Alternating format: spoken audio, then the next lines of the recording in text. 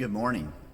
I'm filming this on Tuesday afternoon. We have our day camp running in full force as we do every summer, and just a little while ago I was out at the pool and making my way back across, and Kadarius Scott, one of our assistant camp directors, was making his way to a young man who's just having a bad day. He is feeling depressed and maybe a little outcast.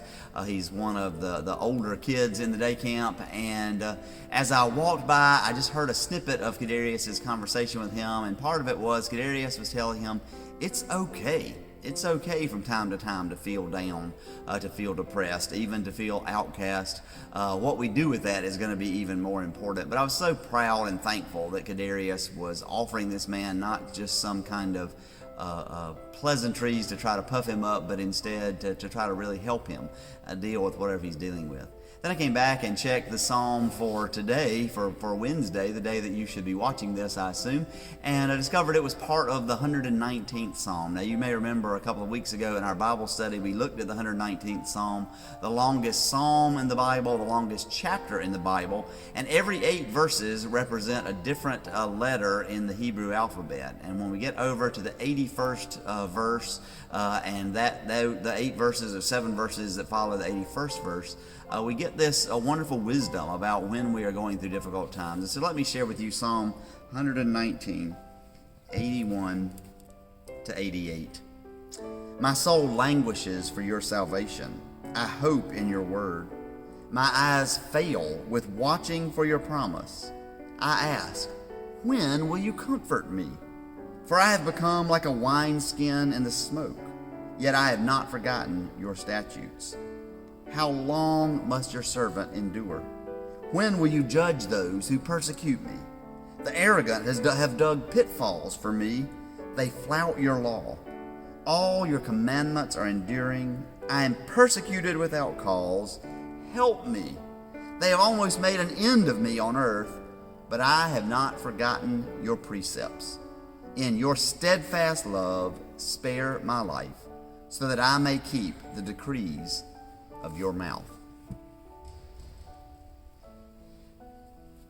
I really resonate with a couple of things in that psalm. The first being that David, or whoever the psalmist was, it's attributed to David, writes this psalm at a difficult time, and yet recognizes that we just all go through difficult times. And so if you're having a bad day today, or when you're having a bad day, no, that's not necessarily a lack of faith on your part, or it's not necessarily some punishment that God is putting upon you.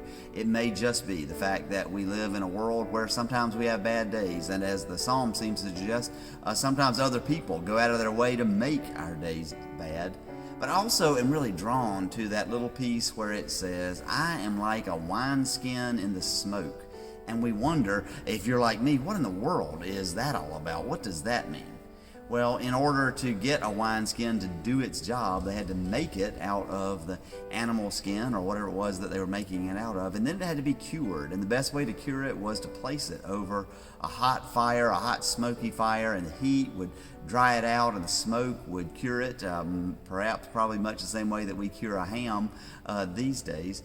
And it was able then to be used for the purpose that it was supposed to be used for. And I find right there in the middle of the psalm, this idea that even when we go through difficult times that are unjust and we're persecuted unjustly and it's not fair, God can use those times to strengthen us. And we feel like we're in this hot, smoky fire and we can't see our way out and it's uncomfortable and choking, and yet God can use those things to season us, to prepare us so that we can be used in an even more powerful way. And so if this is a bad day for you, or when you have a bad day, know that God can even use whatever it is you're going through in order to make you a better servant. And what wonderful, wonderful news that is. I'm not trying to make you feel better necessarily. It's okay to feel bad. It's okay to say, when will you comfort your servant? Help me, O Lord. But we know who to turn to, and we know that the one we turn to can make us even stronger.